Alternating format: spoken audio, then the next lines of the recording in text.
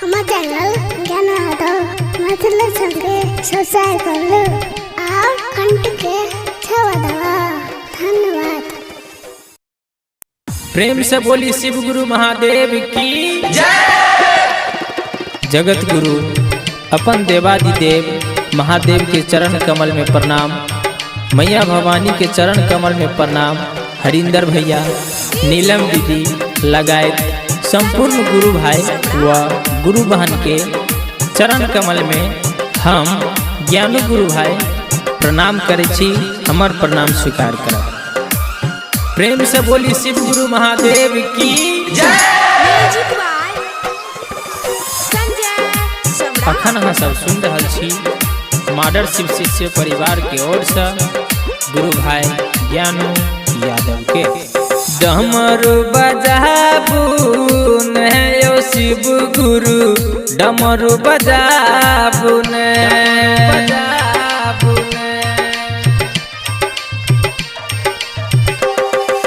डमरू बजाबू ने यो शिव गुरु, डमरू बजाबू ने।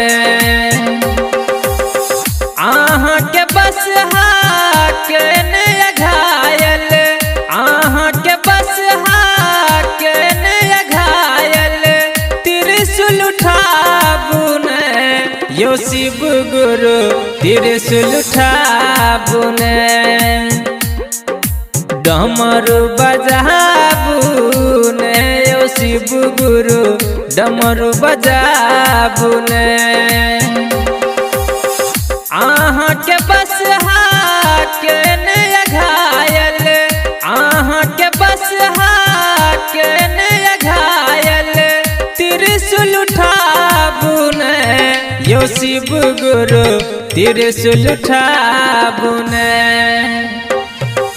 डमरू बजाबू ने यो शिव गुरु, डमरू बजाबू ने।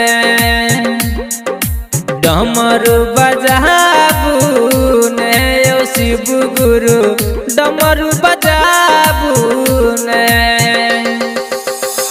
प्रेम से बोली शिव गुरु महादेव की जय।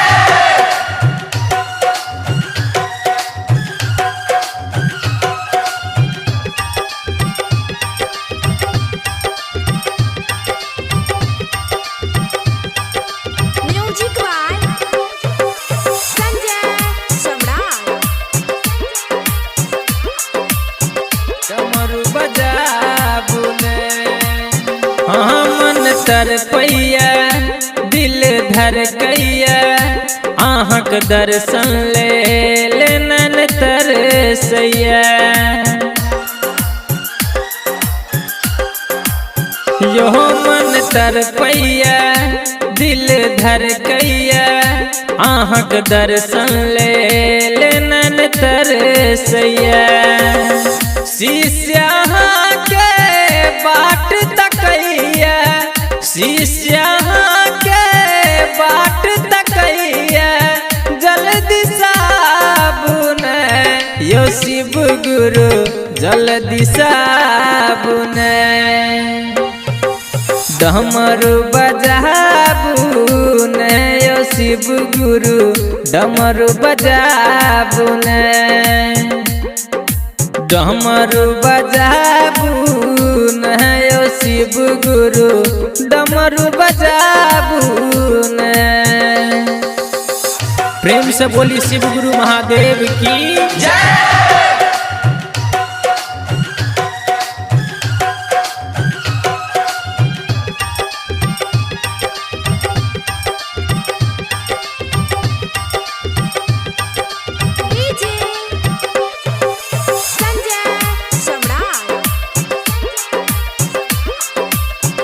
डमरू बजाबू ने। तीन सूत्र के जाप करै छी, पहला सूत्र में दया मांगे छी। यो तीन सूत्र के जाप करै छी, दूसरा सूत्र में चर्चा करै छी। तेसर सूत्र में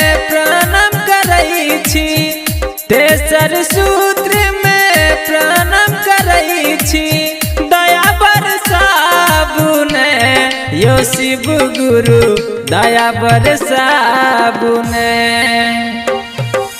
डमरू बजाबुने यो शिव गुरु डमरू बजाबुने हाँ डमरू बजाबुने यो शिव गुरु डमरू बजाबुने।